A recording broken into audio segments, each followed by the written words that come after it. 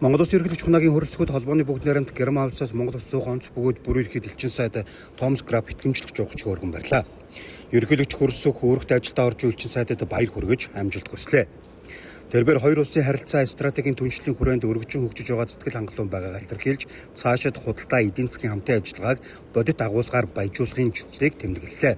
Элчин сайд Томас Краб Монгол улсад ажиллах хугацаанд харилцаа хамтын ажиллагааг бүхэл салбарт гүнзгийрүүлэн хөгжүүлэхийн төлөө итвэх санаачлагтай ажиллагаан илэрхийллээ. Хоёр улс дипломат харилцаа тогтоосны 50 жилийн 2024 онд тэмдэглэсэн. Ерөнхийлөгч хөрөлцгөө урилгаар холбооны бүгд найрамд Герман улсын ерөнхийлөгч Штайнмайер Монгол улсад төрийн ажил хийсэн.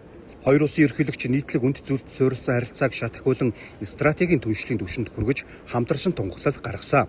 Айлчлалын үеэр худалдаа эдийн засаг, хууль эрх зүйн, шүүх, эрчим хүч шинжилгээ ухаан боловсрол, байгаль орчин, соёл, археологи салбарт хамтран ажиллах тухай засгийн газар болон байгууллага хоорондын баримтчүүдэд гар үсэг зурсан юм.